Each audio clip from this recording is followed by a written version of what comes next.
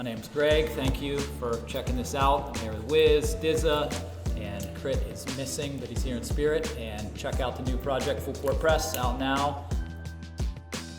Hey guys. Hey. How y'all feeling? What's up, Asia? Hi. We y'all started. hot? Yeah. I'm hot too. So, what was it like recording this project, guys? Full Court Press. It was hella fun because we're all friends, and it wasn't too much stress or too much professionalism. I remember being pretty fucked up the whole time. Yeah, we did some sessions together alone before we all got together, so it was cool doing the individual sessions, and then when we all got together, yeah, it was just a good vibe, and everything came together pretty quickly, and yeah, it was fun. It was a lot of weed. It was it was our all-star game. That's what I call it. It was very easy, minimal work because we all friends, so it was, the chemistry is already there. It wasn't too much reaching, just doing what we do. Yeah. So, what does it mean to work on a project like this? For me, and I think we all share the same, but it was I was really knowing that this motherfucker's great at what he does, this motherfucker's great at what he does, KRIT's great at what he does, so we don't gotta step on no toes, we don't even really gotta talk about this shit. Like, it's just gonna feel the way that it's supposed to feel, and we just walk into it. All of us brought our A game because that's naturally what we were gonna do. I think sometimes people have to push each other, but I think just us laughing and joking and being in the same room just brought all the best out of everybody. Yeah, and I think everyone does different things and are known for different sounds, and specifically DZA the New York sound, and KRIT Southern, and Wiz kind of does a little bit of everything, and it was fun just doing the production, throwing out a bunch of different ideas and seeing them kind of jump around, and it was just like kind of tapping into what they're all known for, and then getting them on different beats that they wouldn't normally be on together. I mean, I would say it's important for the culture for what we did. You know what I mean? Like, and outside of it just sonically and everybody showing off their superpowers, it was just something that I feel like, like me and Wiz was talking, I feel like fans are hear that this is happening and be excited that it sounds exactly how it looks. Right, so that's my 2 cents. So, who inspires you the most in the studio? Shit, Pam Grier. Yeah. What about Pam Grier? Those titties.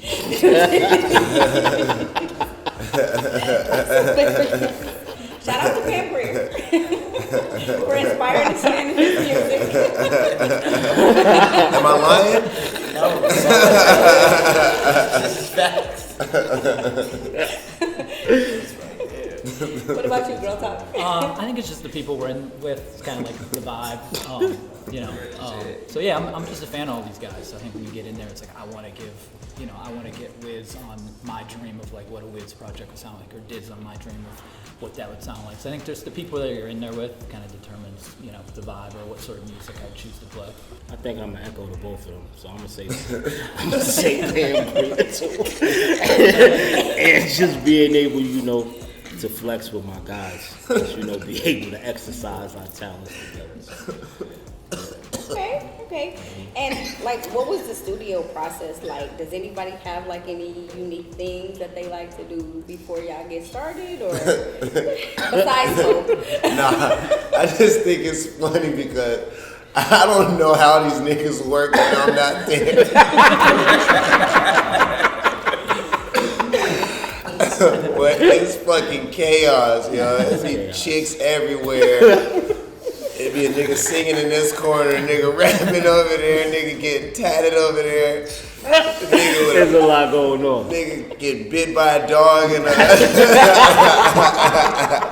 I don't know how their sessions go, but when I'm there, that's usually how we get down. Yeah, I mean, no specific prep. I think it's like process. I think that's kind of what it is. It's kind of like you kind of figure it out as it goes, and it's real different. Like I think, if I'm at home making music, it's very different than when you show up. I think a lot of my work's already done when I get in there. It's kind of fun. It's almost like I just, I spend hours and hours working on the beats and picking out samples, and when I'm in there, it's almost like I just get the DJ form. Like I have hundreds of songs or ideas, and it's like, what's the mood, what's going on. So I think all the prep is really me at home by myself, and then when I'm there, it's just kind of fun just picking out music. It's true. They covering everything. I mean, it's really, you know, we have conversations too. So, you know, life really dictates how a lot of those sessions go as far as how we feeling. And obviously when we all get together, the mood is always going to be up because it's very seldom we can all get in the same room. But, you know, we have conversations, we laugh. We do a lot of that before a beat or idea gets, because that's easy for us. Like as soon as the beat come on, we know what to do. But before that is setting the mood and setting the tone for what we really going to do. So It's true. I would say that's a part of our process too. Go talk. What was it like growing up in Pittsburgh? It's cool. It's kind of, you know, it's mellow there. I was part of the music scene early on, so it's like I came from kind of experimental music background, weird electronic music and stuff. So it's a fun place where you can kind of do your own thing and people will be supportive, and there's a local little infrastructure to support you doing, you know, stuff outside the box. So it was very influential in letting me kind of get into doing whatever I wanted to do. So yeah, it definitely kind of put me on the path, and I think just the music scene there in general, you know, gave me some confidence and just experience to really, you know, kind of this early stuff I was doing was very far out, very weird, and you know, people embraced that, so it like gave me a path to kind of keep moving forward and evolving. So Wiz, I know you're from Pittsburgh. Did you guys know each other from your hometown, or?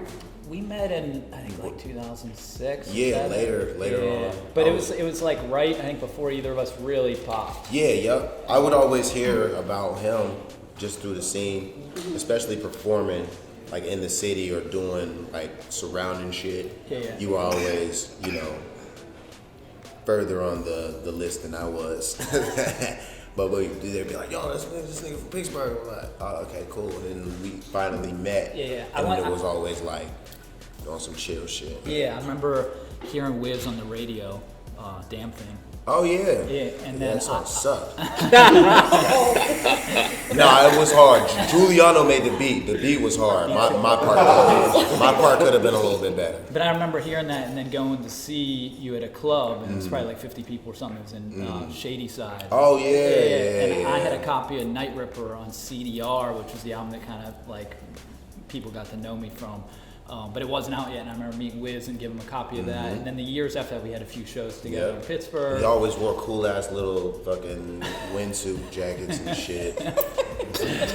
Athletic gear. Yeah, very. But yeah, it was like the sort of thing where we would, do a couple shows, and then we kind of like run into each other occasionally in the airport or.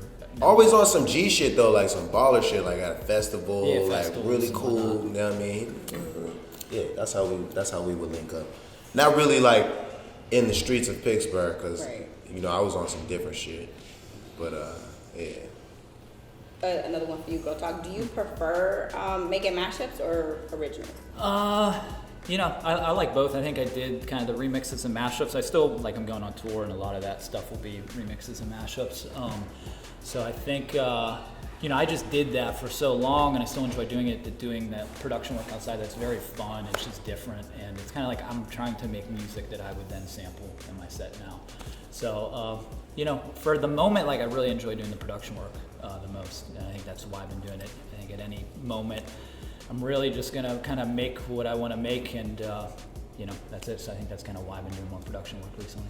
And how did you guys meet? Just to go back really quick, how did you guys end up meeting? Do you In the remember? parking lot, right? Yeah, and at that club in Yeah. Shady Side, at a Wiz show, 2006 or something like that. Okay. Has Wiz ever outsmoked you? I don't have any phones on podcast. You can put a filter in there? You're a professional roller, and I still don't got nothing to smoke yet. That's But cool. I have a It'd be like backwood. 10 I questions got in. a backwood, especially get her, dog. here. We're gonna get you started Get there. her, dog. Where we at? Wait, He doesn't even smoke though. has Wiz ever outsmoked you? That's why, you know what? I'm going to tell a good story. I think, damn, who kid might even been in this session? Remember that session when we was doing those fucking ninja dabs? Yeah. Yeah. So let me Would you tell you. say ninja dabs? Yeah. All right, so my brother's a mutant. When it comes to smoking weed, this guy's a mutant. I don't. He's different. right? So the dabbing thing was coming into play, and he will always make me take dabs, and I never could properly take a dab, and he gets a kick out of it, right? So They are a bit harsh, but I get you. yeah, so one day we in the studio, and he gassed me again to take a dab.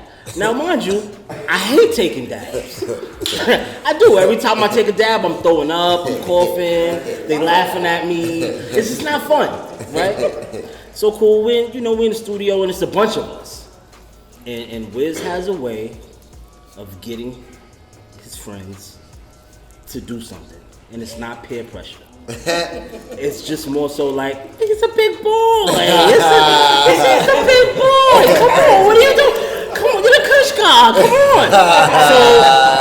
So, so he played that card, and I fell for it, per usual. And this trip around the sun wasn't a good trip because it almost took me out the game. So if you want to ask if he smoked, if we want to count that, yes. Yeah. He smoked me under the table. He smoked me into a whole nother fucking hemisphere off the dab. So I give him that. Okay. Still got the crown. And a ninja dab is some fucked up shit. It's when a nigga is taking the dab, they're applying the concentrate, and then another nigga just comes out of nowhere and hits the nail with an extra, dose of the concentrate mid dab, and just So it kick you in your throat. just basically changes your life. Yeah. It's fucked up. It wasn't fun. It's only for friends though. Real shit. You only do it for people that you really, really care about. It's a love language. So, do you spend like, I'm gonna just throw a number out there. Do you spend like $10K a month on weed? Who, me? Yeah. Nah, that was More or a long less. ass time ago. Okay. I grow weed now. Gotcha. Yeah, we got a deal with some of the best growers on the West Coast and wherever we get it grown at, because we get it grown in Florida, we get it grown in Michigan as well. So we nationwide, we all over the place. I can't even tell you how much weed we got.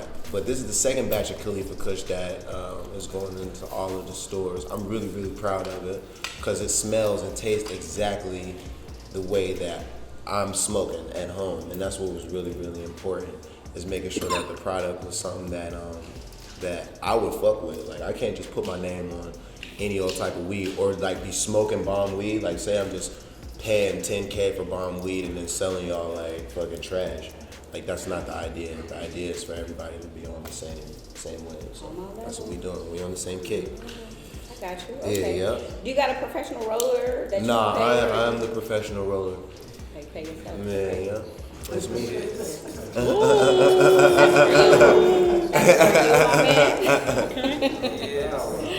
It's a little off subject, but what's something you want to instill in your son?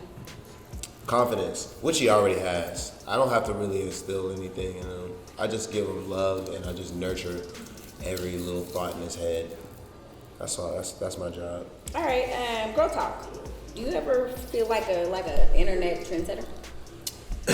I don't know. I've kind of existed in my own world for most of my career, so I kind of just do my thing. And I think there's been some influence with other people, but I've really, just kind of stay in my own path. So I see it a little bit, you know what I mean? But I don't know. I'm not too concerned about that. Really, just kind of trying to make interesting things and stuff that I'm into.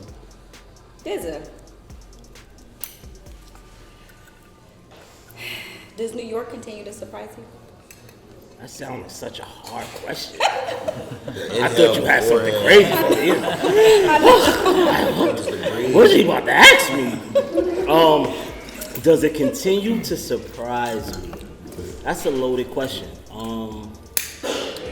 I mean, I'm a little surprised that marijuana is legal over there. Like, I could smoke in front of a cop. Like the other day, I was shooting a video outside impromptu. You smoke in front of a cop? Yeah, why not? I lit the shit up and they rolled by. He stopped. He was like, hip hop, yeah. I was like, yeah, right on. Rock and roll. So does it surprise me? Yeah, because I would have went to jail about 2-3 years ago for that, like I've been doing. And now I could freely smoke weed and just be smoke DZA in New York. So That's right. yeah. So you've been a part of building, like a ton of ventures from like Cinematic to Smokers Club. What does the legacy of these names mean to you? It means a lot. It's a part of my bloodline. I mean, I left pieces of myself in those names. Pause. Smokers Club that's a collective. Like that's our lifestyle. So that's one thing. And cinematic, that's Johnny's baby, right? But I help raise it. So speaking of Johnny, can he outsmoke you? Hell no. I'll give it to Cap. That nigga? Fucking shipes. Never in life. Johnny Shipes. Girl Talk, you high right now? I think I'm catching it. A little buzz. Yeah, let's do You Can I offering entice up- you? you offering Can up I my entice joints? I'm an occasional smoker, but definitely not on You camera. supposed to, I know. supposed to roll him a fatty real quick. One of them championship dudes. Wiz, what's your musical process? Shit. I really just listen to the beat and come up with the concept first. So like Smoke said, we'll talk shit for probably like an hour and like joke, and then maybe a concept might come out of that conversation. We'll all just break off in a corner and either start writing our verses, or if it's really inspiring, a hook just jumps right in there and then I'll just go straight in. I'm the type, I like to get the vibe going, so if we're all in a room and niggas just quiet and just waiting for that person to spark it, I'm the one that's gonna get in there and spark it. Or I'll be like, nigga, this is your part right here, go crazy. So that's my process, is really just like picking and choosing what is supposed to go where, and then just going with that, you know what I mean? So I kind of listen to it first and then figure all of that shit out. Just try to attack it like that. Girl Talk, can you walk us through your producing process?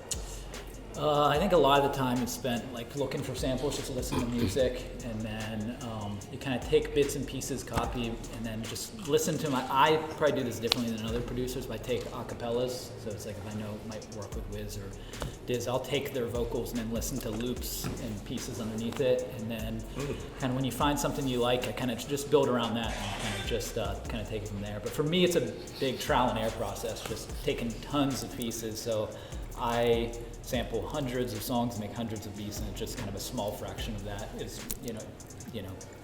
interesting enough that I want to actually play it for someone. So it's really just kind of like producing as much as possible and then kind of trimming the fat. DZA, so you've worked with, artists before mainstream success. Like, do you like, kind of working better with like emerging artists or artists that are already mainstream? Do I like it better? Well, which one? If you had to choose. I mean, it's, they're both good things, right? So to work with somebody that you see the potential in, that is gonna get there, it's a joy in doing that, right? Because you're a part of the first crop of people to actually give that person a look, right? And then when it comes with artists that's already established, then it's the opposite way around, right?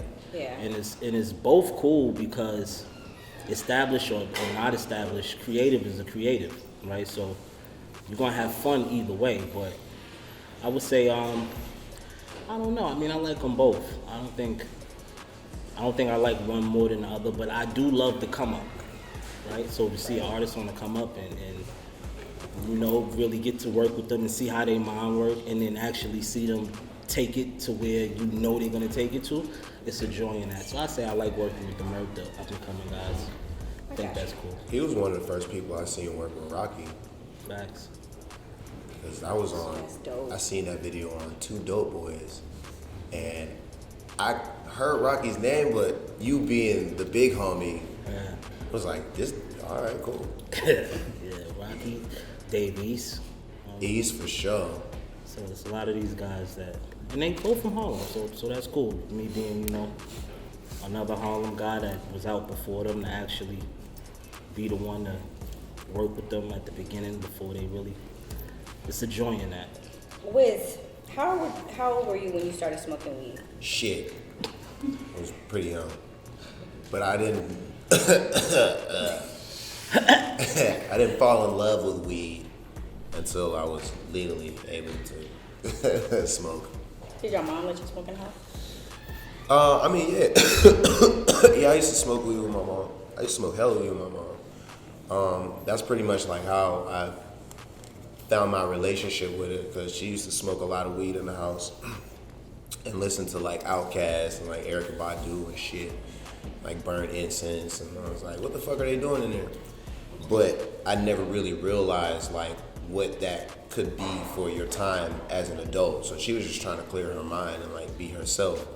She wasn't really, you know, doing anything bad. It was just illegal at the time, you know what I'm saying? And now that it's more acceptable and like people ain't tripping, I do the same fucking thing around my kid, you know what I'm saying? And it ain't no thing. I just think back in the day, like when we were growing up, it was just looked at a little bit differently. So her having her time to herself, you know, it was more like a separation thing. But the older that I got, she just gave me more of a real perspective on it.